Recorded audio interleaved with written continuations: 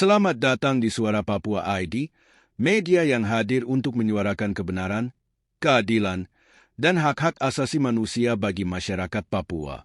Saat ini, isu pelanggaran HAM di Papua Barat semakin menjadi perhatian dunia internasional.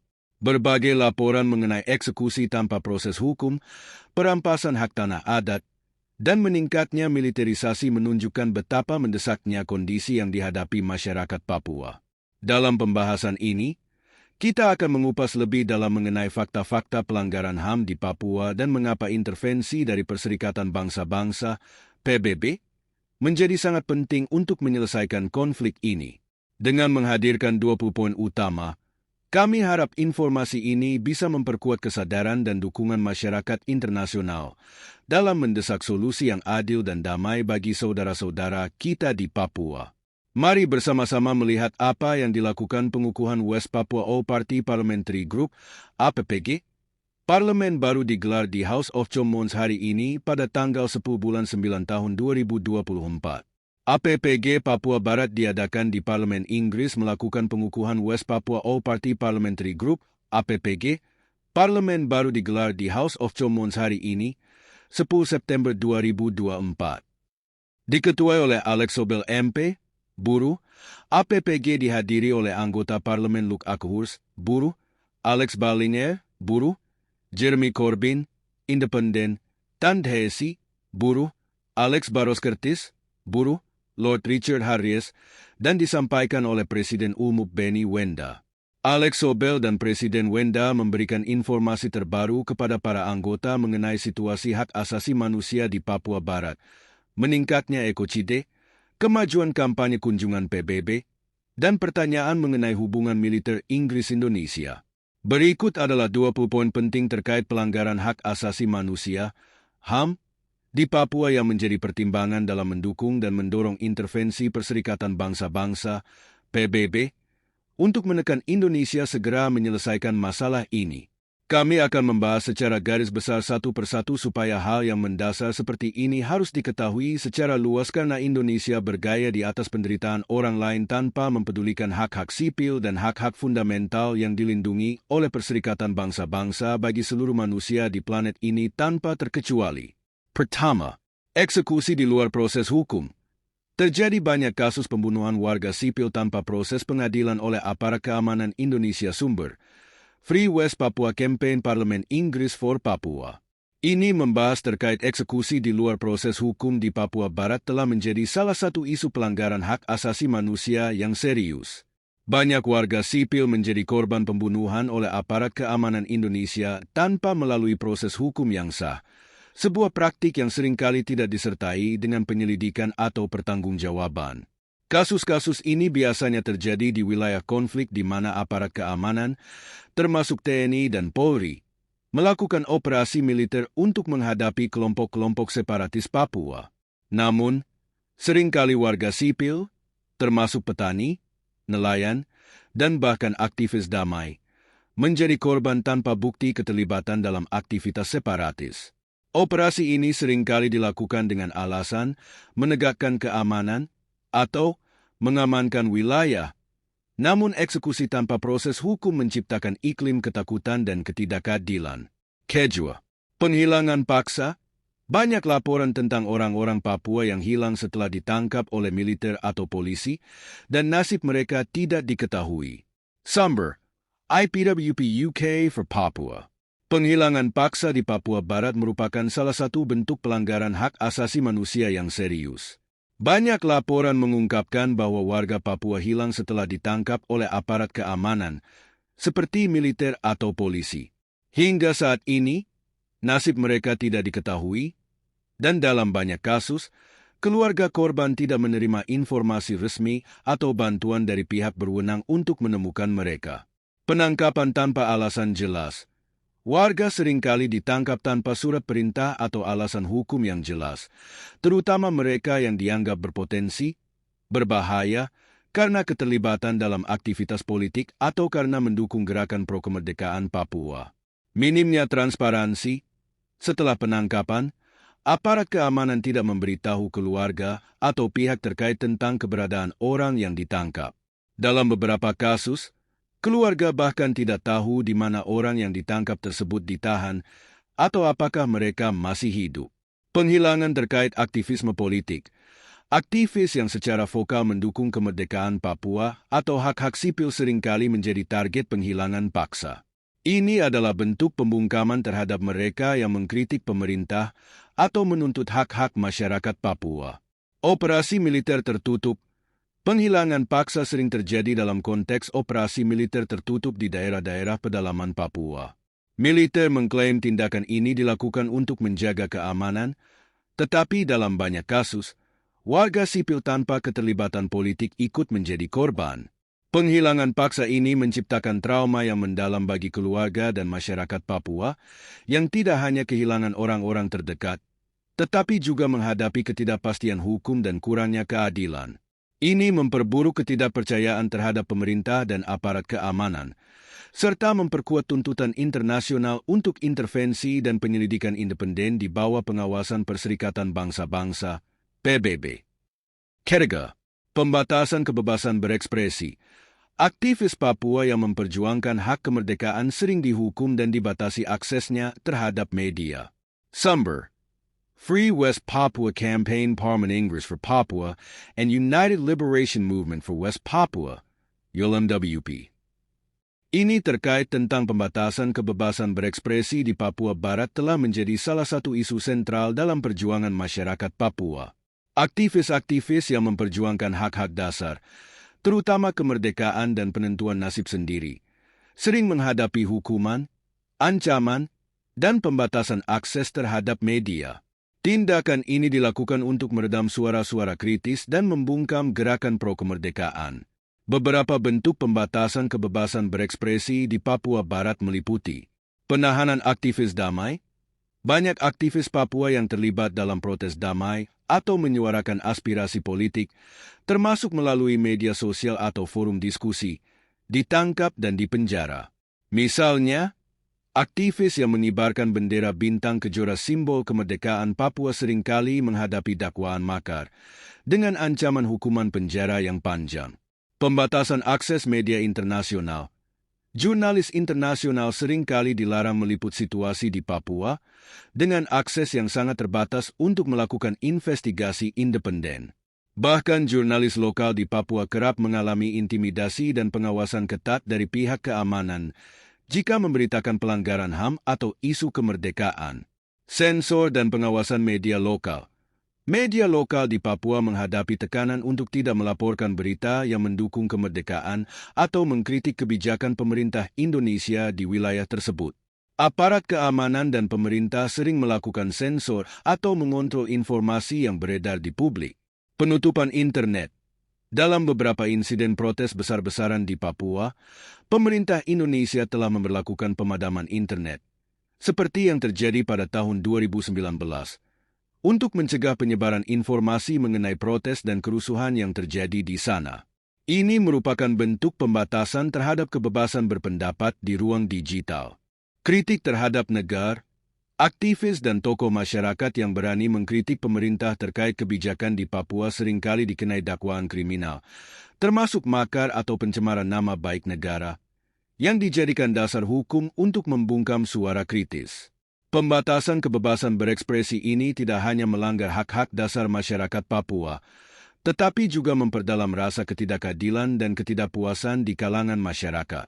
Ini memperkuat kebutuhan untuk menyoroti isu ini di tingkat internasional, terutama melalui tekanan pada Perserikatan Bangsa-Bangsa, PBB, untuk memastikan Indonesia memenuhi standar hak asasi manusia internasional di Papua. Keempat, eksploitasi sumber daya alam. Proyek tambang besar, seperti Freeport, berdampak buruk bagi masyarakat adat Papua, mengakibatkan perampasan tanah dan perusakan lingkungan umum. Ini membahas tentang betapa penting menjaga eksploitasi sumber daya alam di Papua, terutama melalui proyek-proyek tambang besar seperti PT Freeport Indonesia, telah menimbulkan dampak negatif yang sangat serius bagi masyarakat adat Papua.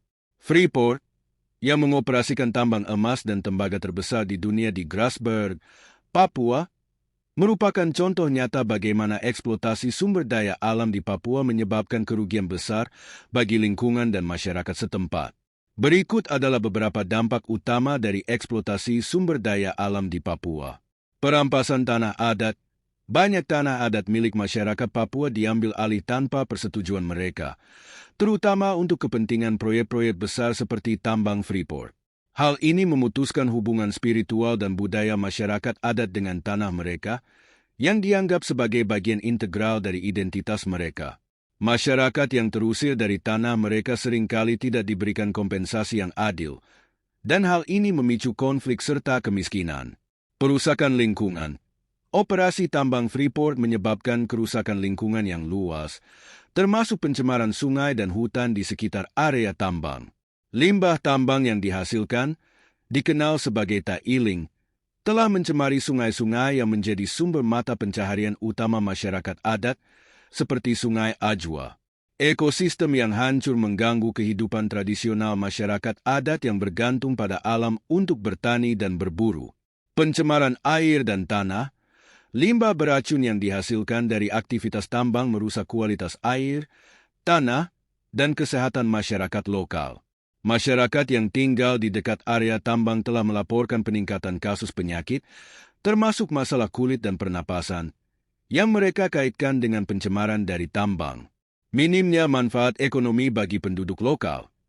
Meskipun tambang Freeport menghasilkan keuntungan besar, masyarakat adat Papua hanya menerima sedikit manfaat ekonomi dari proyek tersebut.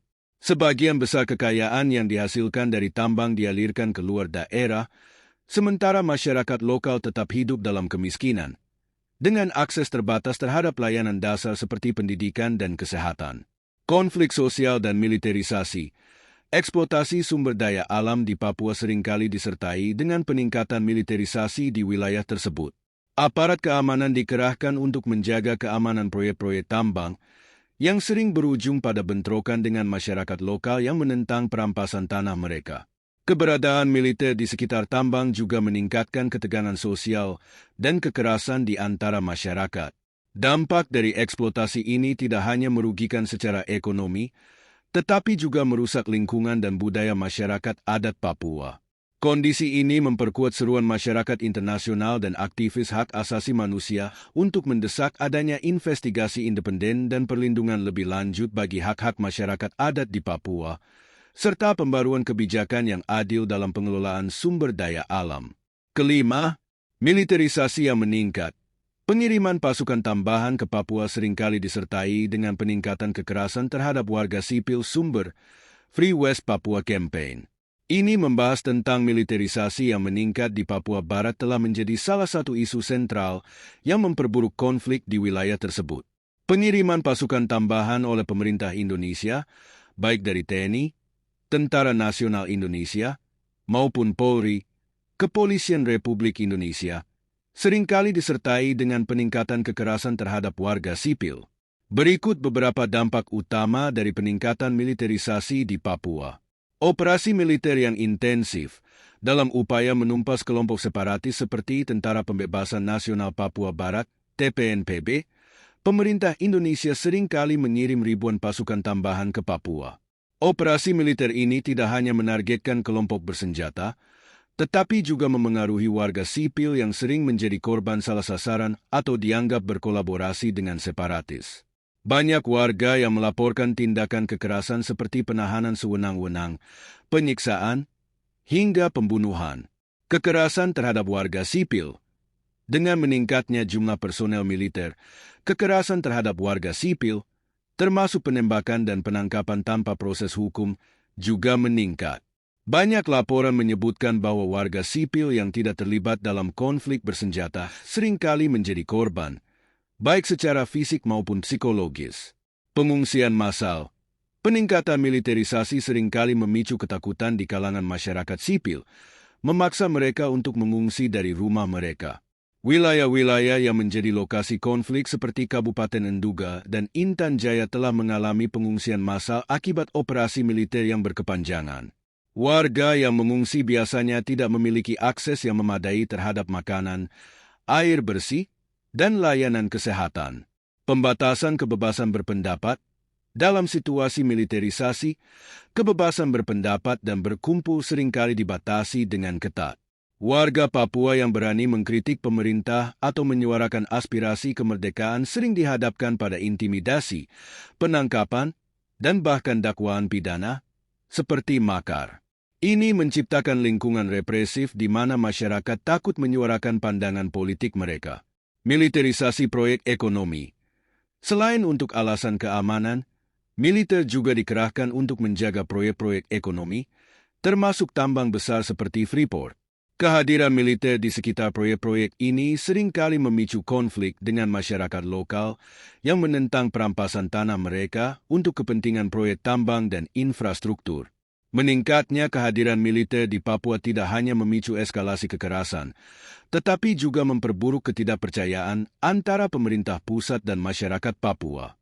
Konflik ini terus berlangsung, dan masyarakat internasional serta organisasi hak asasi manusia telah berulang kali menyerukan perlunya penyelesaian damai dan penghentian kekerasan terhadap warga sipil. Keenam, diskriminasi rasial. Masyarakat Papua sering mengalami diskriminasi berdasarkan ras, baik dalam pelayanan publik maupun interaksi dengan pemerintah. Sumber, Free West Papua Campaign. Ini mengulas tentang diskriminasi rasial di Papua adalah isu yang serius dan mencakup berbagai aspek kehidupan sehari-hari masyarakat Papua. Berikut penjelasan rinci mengenai diskriminasi rasial di Papua. Diskriminasi rasial terjadi ketika seseorang atau kelompok diperlakukan secara tidak adil atau tidak setara berdasarkan ras atau etnis mereka. Di Papua, diskriminasi ini seringkali terwujud dalam bentuk perlakuan berbeda dalam pelayanan publik, interaksi sosial, dan akses terhadap berbagai layanan dan kesempatan. Aspek diskriminasi rasial di Papua di bidang pelayanan publik. Kesehatan, masyarakat Papua sering mengalami kesulitan dalam mengakses layanan kesehatan yang memadai. Rumah sakit dan klinik di Papua seringkali kekurangan fasilitas dan tenaga medis, dan dalam beberapa kasus, masyarakat Papua mungkin menerima pelayanan yang kurang memadai dibandingkan dengan warga dari daerah lain. Pendidikan, anak-anak Papua kadang-kadang menghadapi tantangan dalam mendapatkan pendidikan berkualitas. Sekolah-sekolah di Papua sering kekurangan fasilitas dan tenaga pengajar, dan ada juga laporan tentang diskriminasi dalam proses penerimaan dan perlakuan di sekolah. Di bidang interaksi dengan pemerintah, birokrasi, warga Papua seringkali mengalami kesulitan dalam berinteraksi dengan instansi pemerintah. Proses administratif seperti permohonan izin, pendaftaran, dan pengajuan hak-hak legal seringkali rumit dan tidak efisien, yang bisa memperburuk situasi mereka. Pengabaian hak-hak masyarakat Papua, termasuk hak atas tanah dan hak-hak adat, seringkali diabaikan oleh pemerintah. Proyek-proyek pembangunan yang melibatkan penggusuran tanah sering dilakukan tanpa persetujuan atau kompensasi yang adil untuk masyarakat adat Papua. Diskriminasi sosial, rasisme sistemik. Diskriminasi rasial seringkali merupakan bagian dari rasisme sistemik, di mana struktur dan sistem sosial serta hukum secara tidak langsung mendukung ketidaksetaraan rasial. Ini bisa termasuk ketidakadilan dalam distribusi sumber daya dan kesempatan. Stereotip dan stigma. Masyarakat Papua seringkali mengalami stereotip dan stigma negatif yang membentuk pandangan masyarakat terhadap mereka. Stereotip ini dapat mempengaruhi bagaimana mereka diperlakukan dalam berbagai konteks sosial. Dampak diskriminasi rasial. Diskriminasi rasial dapat memiliki dampak yang luas dan merusak bagi masyarakat yang mengalaminya. Ekonomi. Diskriminasi dapat menghambat kesempatan ekonomi masyarakat Papua, membuat mereka sulit untuk mendapatkan pekerjaan yang layak dan meningkatkan kesejahteraan ekonomi mereka. Kesehatan mental. Pengalaman diskriminasi dapat menyebabkan stres, depresi, dan masalah kesehatan mental lainnya. Kesejahteraan sosial. Diskriminasi dapat memperburuk ketidaksetaraan sosial dan memperdalam jurang antara masyarakat Papua dan kelompok lainnya. Ketujuh, ekosida. Penghancuran lingkungan hidup di Papua akibat penebangan hutan, pertambangan, dan proyek infrastruktur besar terus meningkat, mengancam keberlangsungan hidup komunitas adat Ulmuk. Ini tentang ekosida di Papua adalah masalah serius yang mengancam lingkungan hidup dan keberlangsungan hidup komunitas adat. Berikut adalah penjelasan rinci tentang ekosida di Papua. Ekosida sendiri merujuk pada tindakan yang menyebabkan kerusakan besar-besaran pada ekosistem yang berdampak negatif pada lingkungan hidup dan keberlangsungan hidup makhluk hidup, termasuk manusia. Ini seringkali melibatkan perusakan lingkungan yang luas dan tidak dapat dipulihkan, dan seringkali dilakukan untuk kepentingan ekonomi atau pembangunan. Aspek ekosida di Papua: penebangan hutan. Dampak lingkungan: penebangan hutan secara besar-besaran untuk membuka lahan pertanian, perkebunan, atau area industri mengakibatkan hilangnya habitat alami, penurunan keanekaragaman hayati, dan perubahan iklim lokal. Kerusakan ekosistem: hutan Papua adalah rumah bagi banyak spesies unik dan endemik. Penebangan hutan mengancam spesies-spesies ini dan dapat mengganggu keseimbangan ekosistem. Di bidang pertambangan, pencemaran lingkungan, kegiatan pertambangan, terutama untuk mineral dan logam seperti emas dan tembaga, seringkali menyebabkan pencemaran tanah dan air oleh bahan kimia berbahaya dan limbah tambang. Perusakan tanah: eksploitasi pertambangan merusak struktur tanah, menghilangkan vegetasi asli, dan mengakibatkan kerusakan yang sulit diperbaiki pada lingkungan sekitar. Proyek infrastruktur. Pembangunan infrastruktur. Proyek-proyek infrastruktur besar seperti jalan, jembatan, dan bendungan seringkali melibatkan perusakan lahan dan hutan. Ini dapat mengubah aliran sungai, menghilangkan habitat alami, dan mempengaruhi ekosistem secara keseluruhan. Dampak sosial. Proyek-proyek ini juga seringkali tidak mempertimbangkan dampak terhadap komunitas adat yang bergantung pada lingkungan alami untuk kehidupan mereka. Dampak ekosida bagi komunitas adat terkait kerusakan habitat dan sumber daya alam. Hilangnya sumber penghidupan, komunitas adat yang bergantung pada hutan dan sumber daya alam untuk kehidupan mereka, seperti berburu, bertani, dan mengumpulkan tanaman, mengalami kesulitan besar ketika sumber daya ini dihancurkan. Perubahan pola hidup.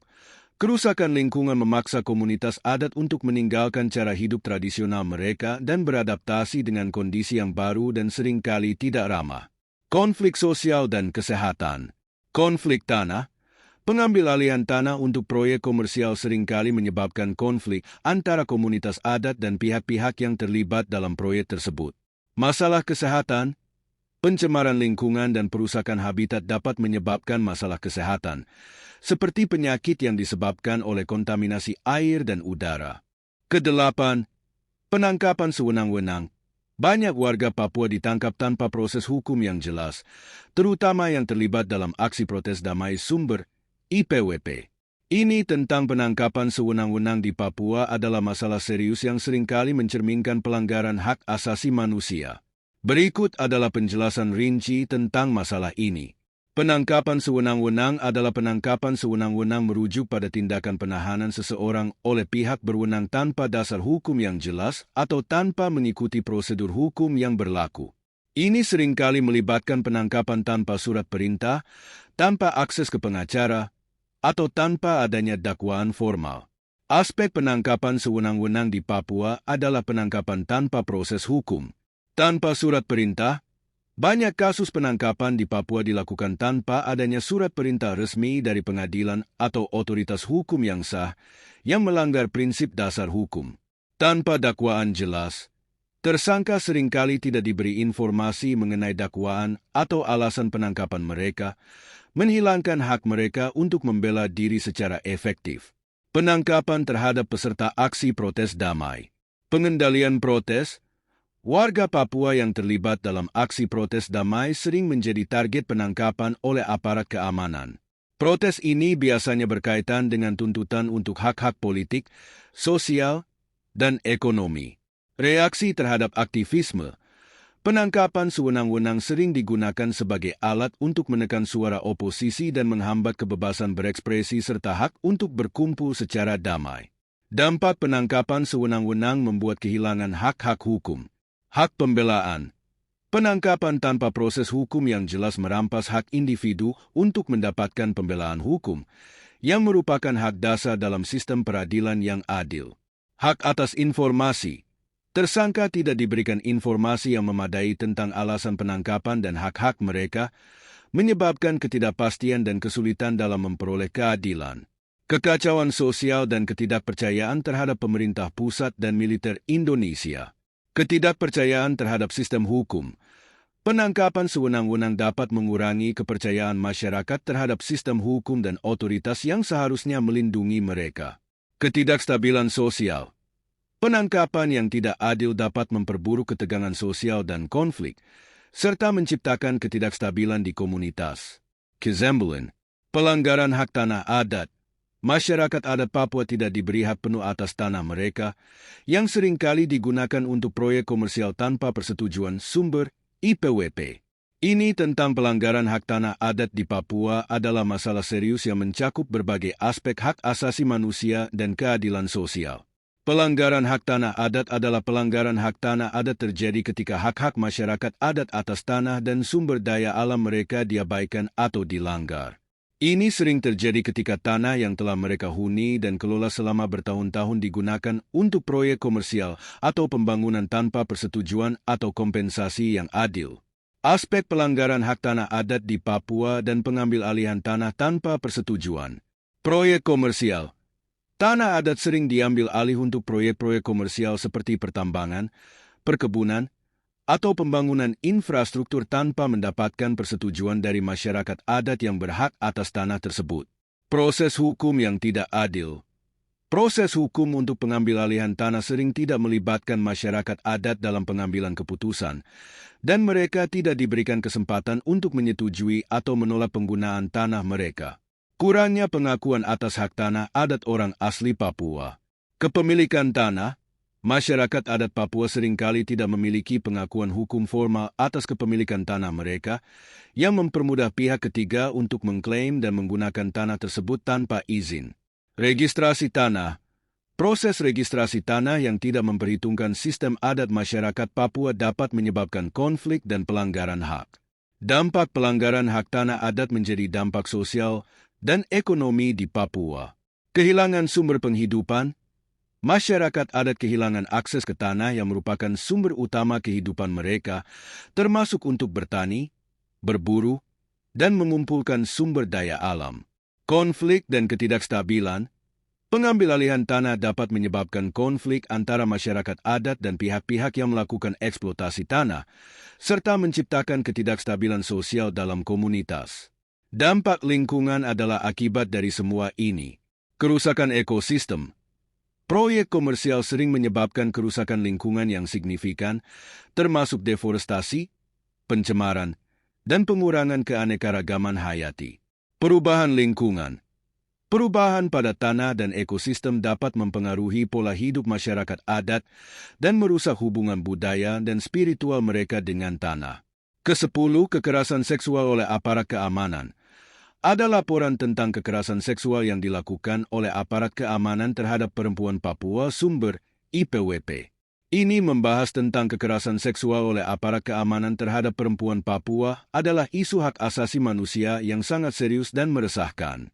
Kekerasan seksual oleh aparat keamanan merupakan kekerasan seksual oleh aparat keamanan merujuk pada tindakan kekerasan seksual, seperti pemerkosaan, pelecehan seksual, dan tindakan tidak senonoh lainnya, yang dilakukan oleh anggota aparat keamanan seperti militer atau polisi terhadap individu, dalam hal ini perempuan Papua. Tindakan ini merupakan pelanggaran berat terhadap hak asasi manusia dan integritas individu. Aspek kekerasan seksual oleh aparat keamanan di Papua sudah dilaporkan kepada Komnas HAM Indonesia dan sebagian sedang dalam proses dan kasus-kasus yang dilaporkan adalah terkait pemerkosaan dan pelecehan. Ada laporan yang menunjukkan bahwa perempuan Papua telah menjadi korban pemerkosaan dan pelecehan seksual oleh aparat keamanan. Kasus-kasus ini seringkali terjadi dalam konteks operasi militer atau penangkapan. Kekerasan berbasis gender. Kekerasan seksual seringkali dilakukan sebagai bentuk intimidasi dan kekuasaan, terutama terhadap perempuan dalam situasi konflik atau ketegangan sosial. Konteks dan kondisi. Konflik dan ketegangan. Kekerasan seksual sering terjadi dalam situasi ketegangan atau konflik, di mana aparat keamanan mungkin menggunakan kekerasan seksual sebagai alat untuk menekan dan menakut-nakuti masyarakat. Kurangnya perlindungan. Korban seringkali tidak mendapatkan perlindungan atau dukungan yang memadai dari pihak berwenang, dan laporan kekerasan seksual seringkali diabaikan atau tidak diproses secara adil. Dampak kekerasan seksual bagi orang Papua menjadi dampak fisik dan psikologis. Kesehatan fisik. Kekerasan seksual dapat menyebabkan cedera fisik, infeksi, dan masalah kesehatan lainnya yang memerlukan perawatan medis. Kesehatan mental. Korban sering mengalami trauma psikologis, seperti kecemasan, depresi, dan gangguan stres pasca trauma, PTSD, yang mempengaruhi kesejahteraan mental mereka dalam jangka panjang, dan pengaruh terhadap dampak sosial dan komunitas. Stigma dan isolasi. Korban kekerasan seksual sering mengalami stigma dan isolasi sosial, yang dapat memperburuk kesulitan mereka dalam mendapatkan dukungan dan bantuan. Kepercayaan terhadap aparat. Kekerasan seksual oleh aparat keamanan dapat mengurangi kepercayaan masyarakat terhadap institusi dan pihak berwenang, serta meningkatkan ketegangan sosial. Ke-11, ketidakadilan ekonomi. Meskipun Papua kaya sumber daya, masyarakatnya tetap hidup dalam kemiskinan akibat tidak adanya distribusi kekayaan yang adil sumber, IPWP. Ke-12, kebal hukum. Pelaku pelanggaran HAM, baik militer maupun polisi, sering tidak diproses secara hukum, menciptakan budaya impunitas sumber, Free West Papua Campaign NDPWP. Ke-13, penghancuran budaya Papua. Program transmigrasi dan pendidikan meminggirkan kebudayaan Papua, termasuk bahasa dan tradisi 8 source. Ke-14, penutupan akses jurnalis internasional. Jurnalis asing seringkali dilarang meliput situasi di Papua, membuat dunia internasional sulit mengetahui apa yang sebenarnya terjadi. Sumber. Free West Papua Campaign Netherlands and IPWP. Ke-15, pengungsi internal. Konflik militer membuat banyak warga Papua menjadi pengungsi di wilayah mereka sendiri tanpa perlindungan yang memadai. Sumber. Free West Papua Campaign and OM. Ke-16, penyiksaan dalam tahanan. Aktivis yang ditangkap sering mengalami penyiksaan fisik dan mental oleh aparat keamanan selama di penjara sumber. Sumber. Free West Papua Campaign UK Parliament. Ke-17, kesehatan dan pendidikan yang terabaikan. Meskipun kaya sumber daya, layanan kesehatan dan pendidikan di Papua sangat kurang, khususnya di daerah pedesaan Ulmu. Ke-18, penolakan terhadap hak penentuan nasib sendiri. Warga Papua terus-menerus menuntut referendum untuk menentukan masa depan mereka, namun tuntutan ini selalu diabaikan oleh pemerintah Indonesia IPWP. Ke-19, korban sipil dalam konflik bersenjata. Bentrokan antara militer Indonesia dan kelompok separatis seringkali menelan korban jiwa dari warga sipil sumber. Free West Papua Campaign and Ulmu. Ke-20 yang terakhir, kampanye internasional untuk PBB. Ada dorongan kuat dari aktivis HAM dan organisasi internasional untuk mendesak PBB agar mengirimkan misi investigasi ke Papua guna memverifikasi laporan pelanggaran HAM Ulmu NDPWP. Ke-20 poin ini menunjukkan betapa mendesaknya situasi di Papua dan menggarisbawahi kebutuhan akan intervensi internasional, terutama oleh PBB, untuk menghentikan pelanggaran hak asasi manusia dan memberikan keadilan bagi masyarakat Papua. Sebagai penutup, penting bagi kita untuk memahami dan mengatasi berbagai isu pelanggaran hak asasi manusia yang terjadi di Papua. Dari penangkapan sewenang-wenang, kekerasan seksual oleh aparat keamanan, hingga pelanggaran hak tanah adat dan ekosida. Semua ini merupakan masalah serius yang memerlukan perhatian dan tindakan segera dari masyarakat internasional, pemerintah, dan semua pihak terkait. Kita tidak bisa membiarkan ketidakadilan ini terus berlanjut.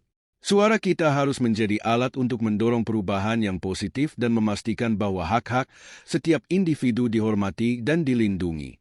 Mari kita terus berkomitmen untuk mendukung masyarakat Papua, mengadvokasi hak-hak mereka, dan bekerja sama untuk menciptakan masa depan yang lebih adil dan berkelanjutan. Terima kasih telah menyimak dan mendukung pembahasan ini. Jangan ragu untuk terus mengikuti perkembangan terbaru dan berpartisipasi dalam upaya-upaya untuk mewujudkan keadilan bagi Papua. Suara kita adalah kekuatan kita.